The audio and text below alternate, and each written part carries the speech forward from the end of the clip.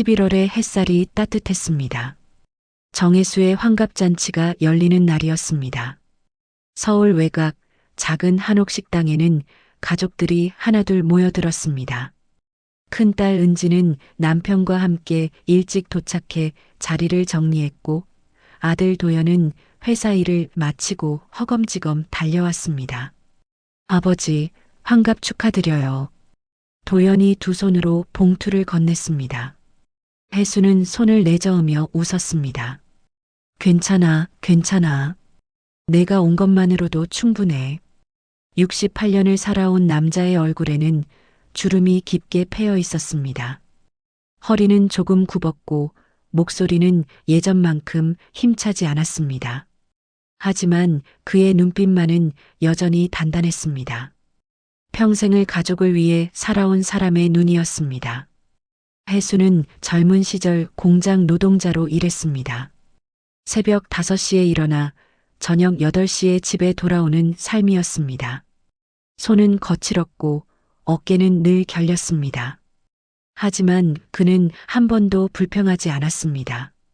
아내 박영신은 그런 남편을 묵묵히 지켜봤습니다. 그녀 역시 쉬운 삶을 살지 않았습니다. 새 아이를 키우며 동네 구멍가게를 운영했고 남편이 퇴근하면 따뜻한 밥을 차려주었습니다. 두 사람은 서로에게 많은 말을 하지 않았습니다. 하지만 그들의 침묵 속에는 긴 세월이 쌓여 있었습니다. 신뢰와 헌신으로 쌓아 올린 세월이었습니다. 식당 안은 웃음소리로 가득했습니다. 은지의 두 아이가 할아버지 곁에서 장난을 쳤고 도연은 오랜만에 여유로운 표정으로 술잔을 기울였습니다. 영신은 남편 옆에 앉아 조용히 미소 지었습니다. 여보, 고생 많았어요. 영신이 나지막이 말했습니다. 혜수는 아내의 손을 꼭 잡았습니다. 당신이 더 고생했지. 두 사람의 손은 거칠고 주름투성이었습니다. 하지만 그 손길에는 따뜻함이 묻어 있었습니다. 잔치는 평화롭게 이어졌습니다. 가족들은 오래된 사진을 꺼내보며 추억을 나눴습니다. 혜수가 젊었을 때 찍은 흑백 사진, 아이들이 어렸을 때의 사진, 영신이 구멍가게 앞에서 웃고 있는 사진. 아버지 젊었을 때 정말 멋있으셨네요. 은지가 사진을 들고 웃었습니다. 혜수는 쑥스러운 듯 고개를 저었습니다. 옛날이야, 옛날. 그는 과거를 자주 떠올리지 않는 사람이었습니다. 지나간 일은 지나간 대로 두는 것이 그의 방식이었습니다. 중요한 것은 지금 이 순간이었습니다. 가족이 함께 있는 이 순간이었습니다. 해가 저물 무렵 잔치는 끝이 났습니다. 가족들은 하나둘 집으로 돌아갔고 혜수와 영신은 식당을 나와 천천히 걸었습니다. 저녁 공기는 차가웠지만 두 사람의 발걸음은 가벼웠습니다. 오늘 참 좋았어요. 영신이 말했습니다. 혜수는 고개를 끄덕였습니다. 그래. 다들 건강하니까 다행이야. 집에 도착한 두 사람은 현관에 신발을 벗어놓고 안으로 들어갔습니다. 혜수는 소파에 앉아 긴 한숨을 내쉬었습니다. 영신은 부엌으로 가서 물을 끓였습니다. 그때였습니다. 초인종이 울렸습니다. 혜수는 고개를 들었습니다. 이 시간에 누가 올 리 없었습니다. 그는 천천히 일어나 현관으로 갔습니다. 문 앞에는 아무도 없었습니다. 다만 바닥에 하얀 봉투 하나가 놓여 있었습니다. 혜수는 봉투를 집어들었습니다. 발신인 이름이 적혀 있지 않았습니다. 그는 봉투를 뜯었습니다. 편지가 한 장 들어 있었습니다. 그리고 낡은 사진 한 장이 함께 들어 있었습니다. 혜수의 손이 떨렸습니다. 사진 속에는 젊은 시절의 자신이 있었습니다. 공장 작업복을 입고 어색하게 웃고 있는 모습이었습니다. 그 옆에는 한 여자가 서 있었습니다. 편지에는 짧은 문장이 적혀 있었습니다. 안녕하세요. 저는 당신의 딸 서유리입니다. 혜수의 얼굴이 굳어졌습니다. 숨이 막혔습니다. 그는 편지를 다시 읽었습니다. 그리고 또 읽었습니다. 당신이 떠난 뒤 아이가 태어났어요. 멀리서 영신의 목소리가 들렸습니다. 여보, 뭐해요? 혜수는 황급히 편지를 주머니에 넣었습니다. 하지만 사진 한 장이 바닥에 떨어졌습니다. 영신이 현관으로 나왔습니다. 그녀는 바닥에 떨어진 사진을 보았습니다. 그리고 사진을 집어들었습니다. 이게 뭐예요? 혜수는 입을 열었지만 아무 말도 나오지 않았습니다. 영신의 눈빛이 흔들렸습니다. 이 사람은 누구예요? 여보, 이게 대체 뭐예요? 혜수는 고개를 돌렸습니다. 그의 입술이 바르르 떨렸습니다. 밤은 깊어가고 있었습니다. 환갑잔치의 따뜻한 여운은 순식간에 사라졌습니다. 그리고 68년을 살아온 한 남자의 과거가 천천히 수면 위로 떠오르기 시작했습니다. 밤은 길었습니다. 혜수는 거실 소파에 앉아 있었습니다. 불을 켜지 않은 채 어둠 속에 가만히 앉아 있었습니다. 손에는 편지가 들려 있었습니다. 당신의 딸 서유리입니다. 그 문장이 계속 머릿속을 맴돌았습니다. 30년 전의 기억이 떠올랐습니다. 공장에서 일하던 시절 그곳에서 만난 한 여자가 있었습니다. 이름은 최선희, 26살의 여자였습니다. 검은 머리를 짧게 자르고 늘 조용히 웃던 사람이었습니다. 그녀와의 시간은 짧았습니다. 몇 달, 길지 않은 시간이었습니다. 하지만 그 시간은 혜수의 인생에서 가장 혼란스러운 순간이었습니다. 당시 그는 이미 결혼한 상태였습니다. 영신과 결혼한 지 3년째 큰딸 은지가 돌을 막 지난 때였습니다. 혜수는 눈을 감았습니다. 그때 왜 그랬을까? 지금도 답을 찾을 수 없었습니다. 어느 날 선희는 갑자기 사라졌습니다. 공장을 그만두고 연락도 끊겼습니다. 혜수는 그녀를 찾지 않았습니다. 오히려 안도했습니다. 그렇게 모든 것이 끝난 줄 알았습니다. 침실 문이 열렸습니다. 영신이 나왔습니다. 그녀는 밤새 잠을 이루지 못한 얼굴이었습니다. 눈은 붉게 충혈되어 있었고 입술은 바짝 말라 있었습니다. 여보, 영신의 목소리는 차가웠습니다. 혜수는 고개를 들지 못했습니다. 말해봐요. 그 사진 속 여자가 누구예요? 혜수는 입을 열었습니다. 아무것도 아니야. 아무것도 아닌 사람이 편지를 보냈어요? 딸이라고 했잖아요. 영신의 목소리가 떨렸습니다. 혜수는 천천히 일어섰습니다. 장난이야. 누가 장난친 거야? 장난이라고요? 당신 젊었을 때 사진이 들어있는데? 영신은 주머니에서 사진을 꺼냈습니다. 밤새 그 사진을 들여다본 것이 분명했습니다. 이 여자 누구예요? 대체 언제 찍은 사진이에요? 옛날 직장 동료야. 그냥 같이 찍은 거야. 거짓말. 영신이 소리쳤습니다. 혜수는 움찔했습니다. 영신은 평생 소리를 지른 적이 없는 사람이었습니다. 조용하고 인내심이 강하고 모든 것을 참아내는 사람이었습니다. 그런 아내가 소리를 지르고 있었습니다. 편지에 뭐라고 적혀 있었는지 알아요? 당신이 떠난 뒤 아이가 태어났어요 라고 적혀 있었어요. 혜수는 아무 말도 하지 못했습니다. 대답해요. 이게 사실이에요? 침묵이 흘렀습니다. 길고 무거운 침묵이었습니다. 혜수는 고개를 숙였습니다. 모르겠어. 뭐라고요? 나도 몰라. 진짜로 몰라. 영신은 비틀거렸습니다. 그녀는 벽에 등을 기댔습니다. 숨이 막히는 것 같았습니다. 이럴 수가. 영신의 눈에서 눈물이 흘러내렸습니다. 혜수는 그녀에게 다가가려 했습니다. 여보, 나는. 손대지 마요. 영신이 손을 뿌리쳤습니다. 혜수는 그 자리에 멈춰 섰습니다.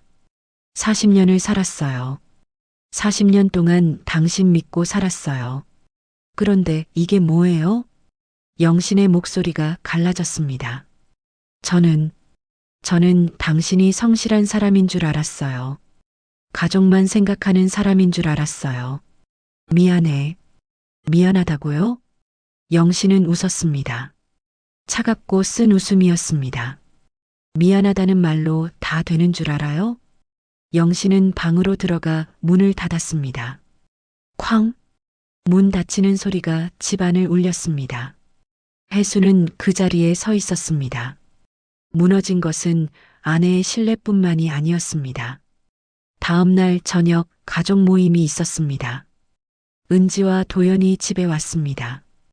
영신이 급하게 연락을 했던 것입니다. 식탁에 네 사람이 앉았습니다. 영신은 편지를 꺼내 식탁 위에 놓았습니다. 은지가 편지를 집어들었습니다. 이게 뭐예요? 은지는 편지를 읽었습니다. 그녀의 얼굴이 굳어졌습니다. 아빠, 이게 무슨 소리예요? 혜수는 대답하지 못했습니다. 도연이 편지를 가져갔습니다. 그는 빠르게 내용을 훑어보고는 사진을 집어들었습니다. 30년 전이면 제가 태어나기 전이네요. 도연의 목소리는 차분했습니다. 하지만 그 차분함 속에는 차가움이 있었습니다. 은지가 떨리는 목소리로 물었습니다. 아빠, 이게 사실이에요? 나도 확실하지 않아. 확실하지 않다고요? 은지의 목소리가 높아졌습니다. 그럼 거짓말이에요? 아니면 사실이에요? 혜수는 눈을 감았습니다. 옛날에 만난 사람이 있었어. 공장에서. 그래서요? 그 사람이랑 짧은 시간 동안 말이 끊어졌습니다. 은지는 입을 막았습니다. 도연은 냉정하게 말했습니다. 유전자 검사를 하세요. 뭐? 그 서율이라는 사람 만나서 유전자 검사하세요. 그래야 확실히 알 수 있잖아요. 영신이 테이블을 쳤습니다. 검사가 문제가 아니야. 문제는 내 아버지가 거짓말을 하고 살았다는 거야. 엄마, 진정하세요. 진정해? 어떻게 진정해? 영신의 목소리가 떨렸습니다. 나는 평생 한 사람만 믿고 살았어. 그런데 이게 뭐니? 은지가 눈물을 흘렸습니다. 아빠, 저는 아빠를 존경했어요. 우리 가족을 위해 평생 일하신 분이라고 생각했어요. 혜수는 고개를 들지 못했습니다. 근데 이게 뭐예요? 밖에 딸이 있었다고요? 은지는 자리에서 일어났습니다. 저 먼저 갈게요. 더 이상 못 있겠어요. 그녀는 가방을 들고 집을 나갔습니다. 도연도 자리에서 일어났습니다. 저도 가보겠습니다. 아버지, 생각 좀 하세요. 그는 담담하게 말하고 문을 나섰습니다. 거실에는 혜수와 영신만 남았습니다. 영신은 혜수를 바라보지도 않았습니다. 당신 혼자 자요. 나는 방 쓸 테니까. 그녀는 침실로 들어가 문을 잠갔습니다. 혜수는 혼자 남았습니다. 텅 빈 거실에 그는 홀로 앉아 있었습니다. 창밖에는 비가 내리기 시작했습니다. 혜수는 창문을 바라보았습니다. 68년을 살아왔습니다. 평생을 가족을 위해 살아왔습니다. 그런데 이제 모든 것이 무너지고 있었습니다. 그는 주머니에서 편지를 꺼냈습니다. 서유리, 그 이름을 소리내어 읽었습니다. 본 적도 없는 딸, 존재조차 몰랐던 아이. 그 아이는 지금 어디에 있을까? 어떤 삶을 살고 있을까? 혜수는 편지를 접었습니다. 비는 점점 더 세게 내렸습니다. 그리고 그의 마음속에는 더 깊은 어둠이 내려앉았습니다. 3일이 지났습니다. 혜수는 거실 소파에서 잠을 잤습니다. 영신은 침실 문을 열어주지 않았습니다. 아침마다 그는 문 앞에 서서 말했습니다. 여보, 밥 먹어. 대답은 없었습니다. 문은 열리지 않았습니다. 혜수는 혼자 밥을 먹었습니다. 찬밥에 김치 한 조각, 그것으로 끼니를 때웠습니다. 거울을 보니 얼굴이 무너져 있었습니다. 수염은 자라 있었고 눈은 푹 꺼져 있었습니다. 3일 만에 10년은 늙은 것 같았습니다. 전화벨이 울렸습니다. 은지였습니다. 아빠, 엄마는 괜찮으세요? 그냥 방에만 계셔. 한숨 소리가 들렸습니다. 아빠, 그 사람, 서율이라는 사람 만나보셨어요? 아직. 왜요? 혜수는 대답하지 못했습니다. 아빠, 이렇게 피하기만 하면 안 돼요. 확실히 해야죠. 알았어. 전화가 끊어졌습니다. 혜수는 주머니에서 편지를 꺼냈습니다. 편지 뒷면에는 전화번호가 적혀 있었습니다. 그는 오랫동안 그 숫자를 바라보았습니다. 손이 떨렸습니다. 전화를 걸어야 한다는 것을 알고 있었습니다. 하지만 용기가 나지 않았습니다. 만약 정말로 딸이라면, 만약 자신의 피를 받은 아이라면, 그 사실을 인정하는 순간 모든 것이 끝날 것 같았습니다. 혜수는 전화기를 들었습니다. 번호를 눌렀습니다. 신호음이 울렸습니다. 1번, 2번, 3번. 여보세요? 여자의 목소리였습니다. 차분하고 낮은 목소리였습니다. 혜수는 숨을 삼켰습니다. 서유리 씨입니까? 네. 정혜수 씨이신가요? 그렇습니다. 짧은 침묵이 흘렀습니다. 연락 주셔서 감사합니다. 유리의 목소리는 떨리지 않았습니다. 혜수는 무엇을 말해야 할지 몰랐습니다. 만나야겠습니까? 네. 그러고 싶습니다. 언제? 내일 오후 2시 신촌역 3번 출구 앞에서 뵐 수 있을까요? 혜수는 눈을 감았습니다. 알겠습니다. 전화가 끊어졌습니다. 혜수는 전화기를 내려놓았습니다. 손이 계속 떨렸습니다. 다음 날 혜수는 신촌역으로 향했습니다. 지하철 안은 사람들로 붐볐습니다. 젊은 학생들, 회사원들, 할머니들, 모두들 바쁘게 움직였습니다. 혜수는 구석에 서서 창밖을 바라보았습니다. 30년 전의 기억이 떠올랐습니다. 최선희. 그녀는 늘 조용했습니다. 말수가 적고 웃을 때도 소리 없이 웃는 사람이었습니다. 혜수 씨는 참 성실하세요. 그녀가 말했던 적이 있었습니다. 누가 봐도 좋은 사람이에요. 혜수는 그때 아무 말도 하지 못했습니다. 자신이 이미 결혼했다는 사실을 말하지 못했습니다. 비겁했습니다. 어느 날 선희가 물었습니다. 혜수 씨, 저랑 계속 만날 수 있을까요? 혜수는 대답하지 못했습니다. 며칠 뒤 그녀는 사라졌습니다. 공장을 그만두고 연락도 끊었습니다. 혜수는 그녀를 찾지 않았습니다. 그렇게 끝이라고 생각했습니다. 지하철이 신촌역에 도착했습니다. 혜수는 천천히 계단을 올라갔습니다. 3번 출구. 출구 앞에 한 여자가 서 있었습니다. 30대 중반쯤 되어 보이는 여자였습니다. 짧은 머리, 검은색 코트. 그녀는 혜수를 보자 천천히 고개를 숙였습니다. 정혜수 씨이신가요? 혜수는 고개를 끄덕였습니다. 유리는 조용히 말했습니다. 저는 서유리입니다. 두 사람은 마주 보았습니다. 혜수는 그녀의 얼굴을 살폈습니다. 눈썹, 코, 입술. 어딘가 낯익은 느낌이 들었습니다. 최선희를 닮았습니다. 하지만 동시에 자신의 모습도 보였습니다. 어디 가서 얘기합시다. 둘은 근처 카페로 들어갔습니다. 조용한 구석 자리에 앉았습니다. 유리는 가방에서 서류 봉투를 꺼냈습니다. 이게 뭡니까? 어머니가 남긴 편지입니다.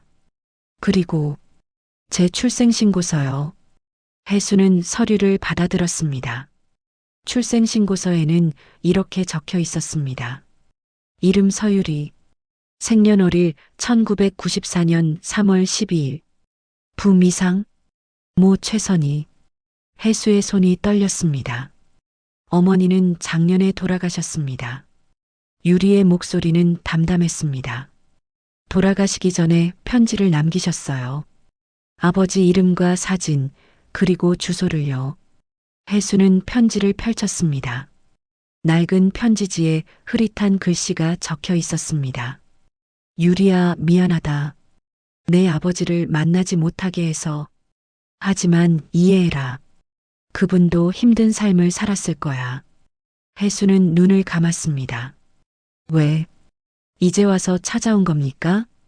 유리는 잠시 침묵했습니다. 저도 몰랐어요. 어머니가 돌아가시고 나서야 편지를 발견했거든요. 그래서 궁금했어요. 제 아버지가 누군지. 해수는 고개를 들지 못했습니다. 저는 원망하지 않아요. 유리가 말했습니다. 어머니도 당신을 원망하지 않으셨어요. 다만 그녀의 목소리가 작아졌습니다. 다만 한 번쯤은 알고 싶었어요. 제가 누구의 딸인지. 해수는 아무 말도 하지 못했습니다. 유전자 검사를 하시겠어요? 유리가 물었습니다. 해수는 천천히 고개를 끄덕였습니다. 해야겠지요. 일주일 후 결과가 나왔습니다. 해수는 병원 복도에 앉아 있었습니다. 손에는 봉투가 들려 있었습니다. 그는 봉투를 열지 못하고 있었습니다. 이 봉투 안에 진실이 들어 있었습니다. 만약 양성이라면, 만약 서유리가 정말로 자신의 딸이라면, 그는 어떻게 해야 할까? 가족에게 어떻게 말해야 할까? 영신은 받아들일 수 있을까? 은지와 도연은 어떻게 생각할까? 해수는 떨리는 손으로 봉투를 뜯었습니다. 서류를 꺼냈습니다. 한 줄 한 줄 읽어 내려갔습니다. 그리고 마지막 줄에서 멈췄습니다. 생물학적 친자관계 긍정 99.9%. 종이가 바닥에 떨어졌습니다. 해수는 주저앉았습니다. 복도 벤치에 앉아 고개를 떨구었습니다. 68년을 살아왔습니다. 평생을 가족을 위해 살아왔습니다. 그런데 이제 모든 것이 무너졌습니다. 그는 얼굴을 손으로 가렸습니다. 소리 없이 울었습니다. 복도는 조용했습니다. 형광등 불빛만이 차갑게 빛나고 있었습니다. 멀리서 누군가의 발소리가 들렸습니다. 점점 가까워지는 발소리. 해수는 고개를 들었습니다. 복도 끝에 한 사람이 서 있었습니다. 영신이었습니다. 그녀는 남편을 바라보고 있었습니다. 해수는 일어서려 했습니다. 여보. 영신은 한 걸음 다가왔습니다. 그리고 바닥에 떨어진 서류를 집어들었습니다. 그녀는 서류를 읽었습니다. 천천히 한 줄 한 줄. 얼굴이 창백해졌습니다. 영신은 서류를 내려놓았습니다. 그리고 해수를 바라보았습니다. 이제 어쩌려고 그래요? 해수는 대답하지 못했습니다.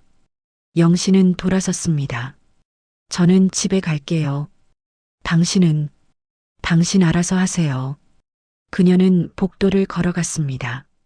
뒷모습이 점점 멀어졌습니다. 해수는 그 자리에 서 있었습니다. 움직일 수가 없었습니다. 병원 창밖으로 해가 지고 있었습니다. 붉은 노을이 하늘을 물들이고 있었습니다. 하지만 해수의 세계는 어둠뿐이었습니다. 그는 벤치에 다시 앉았습니다. 고개를 숙이고 두 손을 모았습니다.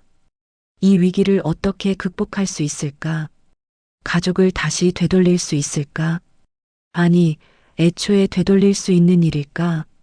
해수는 알 수 없었습니다. 다만 한 가지는 확실했습니다. 모든 것이 돌이킬 수 없이 무너졌다는 것. 검사 결과가 나온 지 일주일이 지났습니다. 해수는 집에 돌아오지 않았습니다. 그는 도연의 오피스텔에 머물고 있었습니다. 아들은 아무 말 없이 열쇠를 건넸습니다. 당분간 여기 계세요. 그것이 도연이 한 유일한 말이었습니다. 해수는 텅 빈 방에서 하루하루를 보냈습니다. 아침이 와도 일어나지 않았습니다. 밥을 먹지 않았습니다. 그저 창밖만 바라보았습니다. 모든 것을 포기한 사람의 눈빛이었습니다. 어느 날 전화벨이 울렸습니다. 은지였습니다. 아빠, 엄마 좀 받으려요. 엄마가 식사를 안 하세요. 방에만 계시고. 혜수는 아무 말도 하지 못했습니다. 아빠가 이러면 안 돼요. 엄마한테 가서 사과하세요. 갈 수가 없어. 왜요? 내가 무슨 얼굴로. 은지는 한숨을 쉬었습니다. 그럼 이대로 끝내실 거예요? 40년을 함께 산 사람을 그냥 버리실 거예요? 전화가 끊어졌습니다. 혜수는 전화기를 내려놓았습니다. 그날 밤 그는 잠을 이루지 못했습니다. 같은 시각 영신도 잠들지 못했습니다. 그녀는 침대에 누워 천장을 바라보았습니다. 40년. 그 긴 세월이 머릿속을 스쳐 지나갔습니다. 결혼식 날 수줍게 웃던 혜수의 모습, 아이들을 키우며 밤늦게까지 일하던 모습, 환갑잔치 날 자신의 손을 잡아주던 따뜻한 손, 모두 거짓이었을까? 영신은 눈을 감았습니다. 분노는 여전했습니다. 배신감도 여전했습니다. 하지만 동시에 공허함도 느껴졌습니다. 남편 없는 집은 너무 조용했습니다. 그때 은지가 방문을 두드렸습니다. 엄마, 잠깐 나와보세요. 왜? 누가 왔어요? 영신은 천천히 일어났습니다.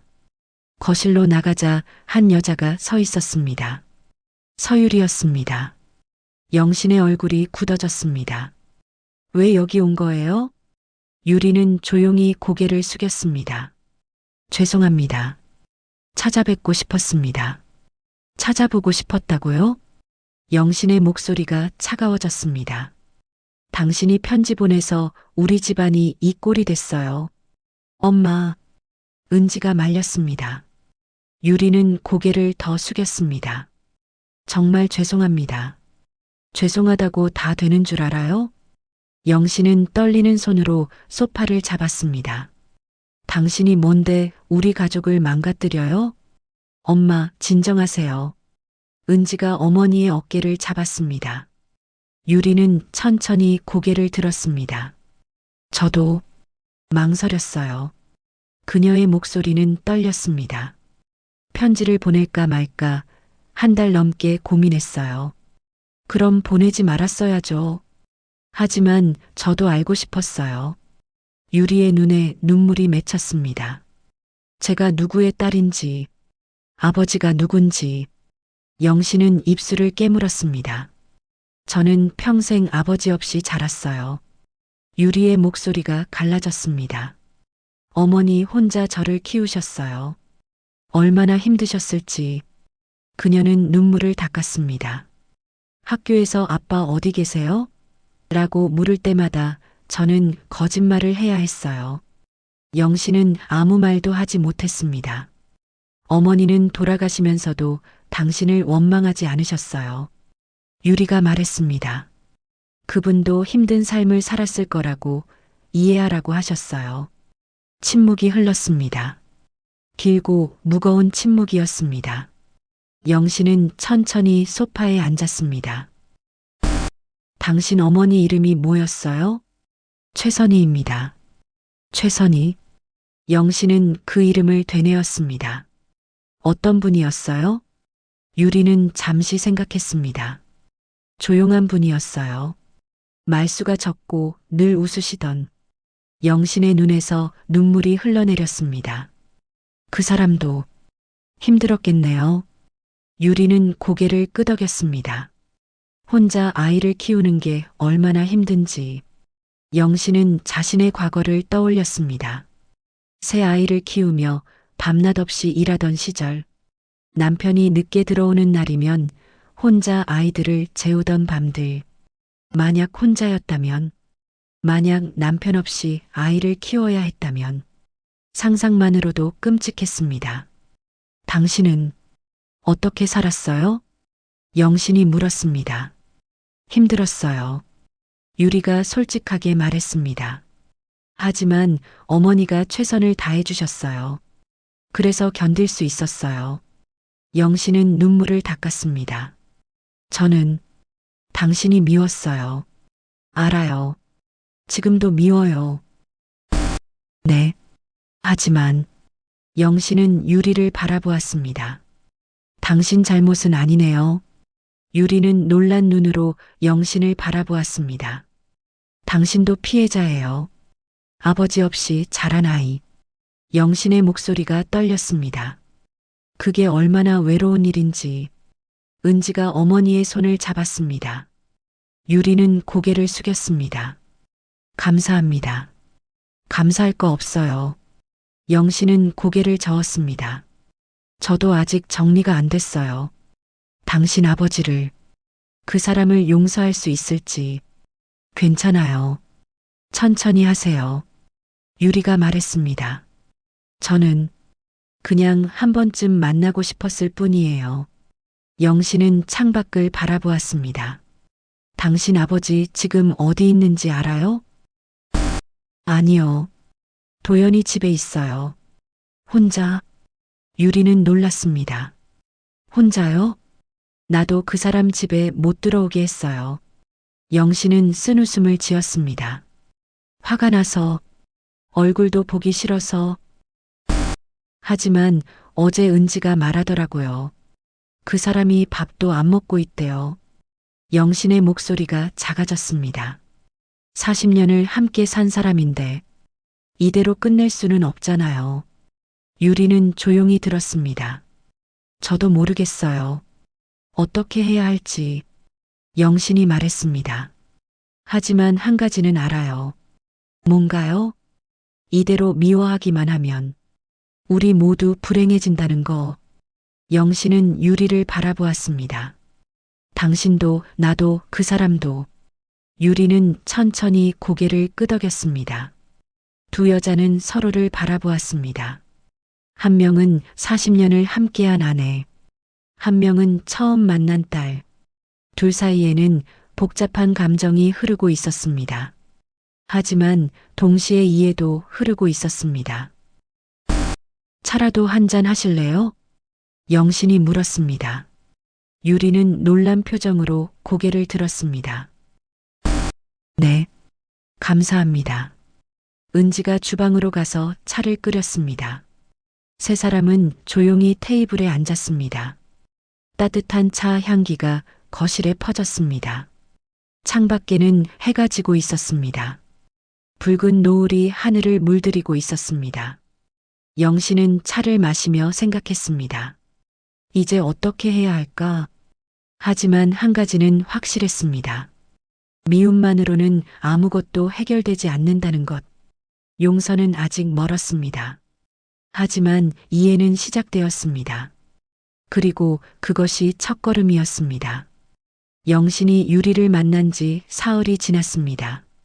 그동안 영신은 많은 것을 생각했습니다. 밤마다 잠들지 못하고 과거를 떠올렸습니다. 혜수와 처음 만난 날, 23살의 그는 수줍고 성실했습니다. 저, 결혼해 주시겠습니까? 청혼하던 날 그의 손은 떨리고 있었습니다. 결혼 후 힘든 시절도 많았습니다. 돈이 없어 밥을 거르던 날, 아이들이 아파 병원비를 걱정하던 밤. 하지만 혜수는 늘 곁에 있었습니다. 괜찮아. 우리 함께 이겨내자. 그의 손은 거칠었지만 따뜻했습니다. 40년. 그 세월이 가벼울 리 없었습니다. 영신은 창밖을 바라보았습니다. 용서할 수 있을까? 아직 답은 없었습니다. 하지만 한 가지는 알았습니다.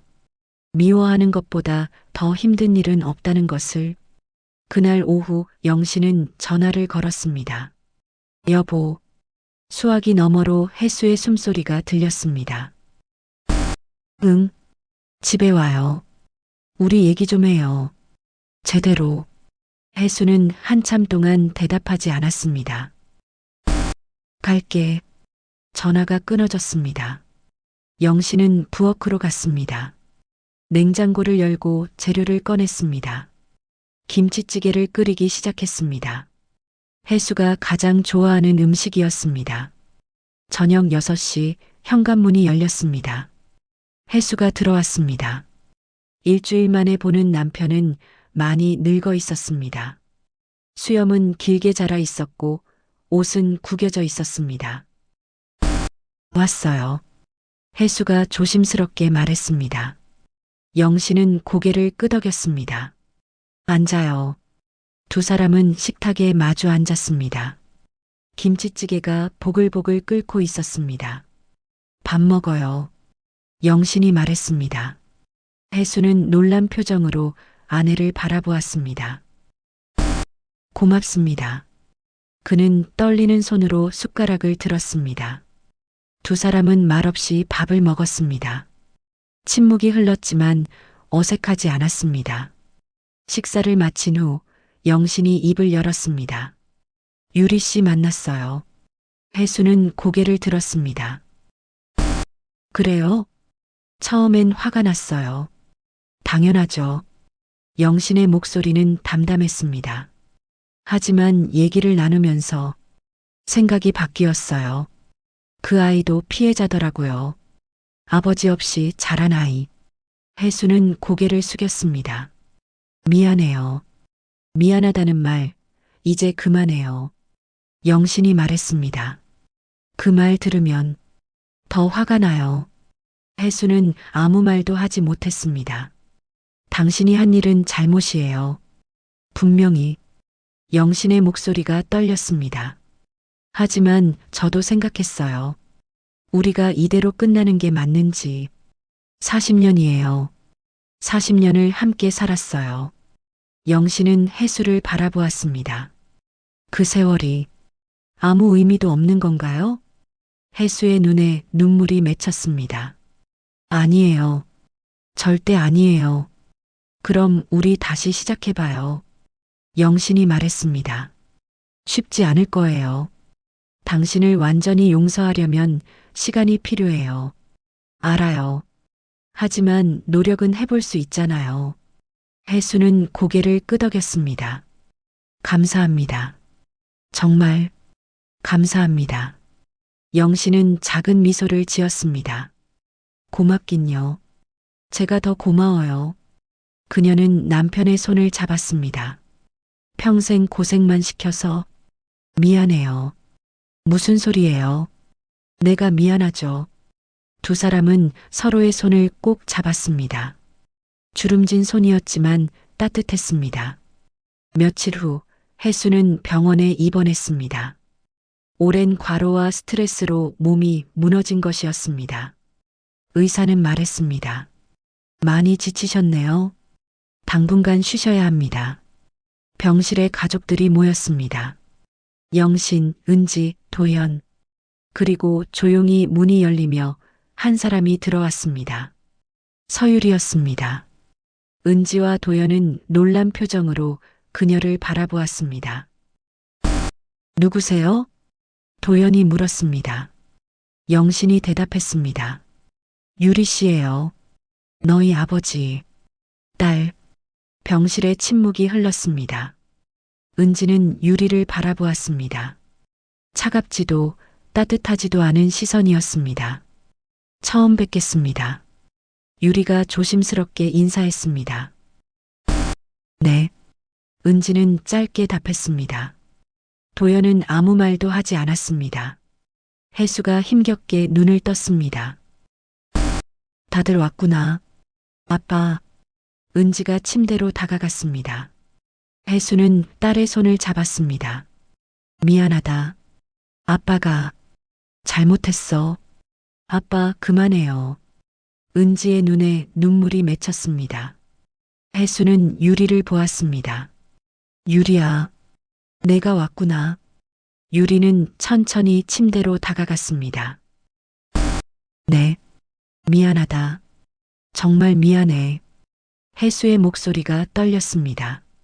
아버지 역할을 못해줘서, 너를 지켜주지 못해서. 유리는 고개를 저었습니다. 괜찮아요. 저도 이해해요. 이해할 게 뭐가 있니? 아버지가 잘못한 거지. 혜수는 눈물을 흘렸습니다. 하지만 이렇게 만나게 돼서 고맙다. 유리도 눈물을 닦았습니다. 저도요. 영신이 유리의 손을 잡았습니다. 이제 그만 미워해요. 우리 모두, 은지가 말했습니다. 엄마 말이 맞아요. 도연도 고개를 끄덕였습니다. 네. 혜수는 가족들을 바라보았습니다. 아내, 큰딸, 아들, 그리고 처음 만난 딸. 이제야 다 모였구나. 그의 목소리는 약했지만 따뜻했습니다. 우리 가족이 다. 창밖으로 석양이 비쳤습니다. 붉은 빛이 병실을 감싸 안았습니다. 따뜻하고 부드러운 빛이었습니다. 영신은 남편의 손을 잡았습니다. 은지는 아버지의 다른 손을 잡았습니다. 도연은 어머니의 어깨에 손을 얹었습니다. 유리는 조용히 곁에 서 있었습니다. 그리고 영신이 유리를 향해 손을 내밀었습니다. 이리 와요. 유리는 망설였습니다. 괜찮아요? 괜찮아요. 이젠. 유리는 천천히 다가가 영신의 손을 잡았습니다. 5사람은 서로의 손을 잡고 있었습니다. 완벽하지 않은 가족, 상처투성이의 가족, 하지만 함께 있는 가족. 혜수는 눈을 감았습니다. 얼굴에 평화로운 미소가 번졌습니다. 고맙다. 다들. 병실은 조용했습니다. 하지만 그 조용함 속에는 따뜻함이 있었습니다. 창밖의 석양은 점점 깊어지고 있었습니다. 내일은 또 다른 날이 올 것입니다. 쉽지 않은 날들이 올 것입니다. 하지만 이제 그들은 알았습니다. 함께라면 이겨낼 수 있다는 것을. 용서는 쉽지 않습니다. 하지만 불가능하지도 않습니다. 시간이 흐르면 상처는 아물 것입니다. 그리고 그 자리에는 더 단단한 무언가가 자랄 것입니다. 혜수는 가족들의 손을 꼭 잡았습니다. 사랑한다. 너희들. 영신이 남편의 이마에 손을 얹었습니다. 우리도 사랑해요. 석양이 완전히 지고 있었습니다. 하지만 병실은 여전히 밝았습니다. 가족의 온기로 가득한 공간. 상처를 딛고 일어선 사람들. 그들의 앞에는 새로운 시작이 기다리고 있었습니다. 68년을 살아온 한 남자의 이야기. 그리고 그를 둘러싼 가족의 이야기. 완벽하지 않았지만 진실했던 이야기. 이것이 정혜수의 환갑, 그 후의 이야기입니다. 지금까지 영상 시청해 주셔서 감사합니다. 영상이 좋으셨다면 좋아요, 구독 부탁드립니다.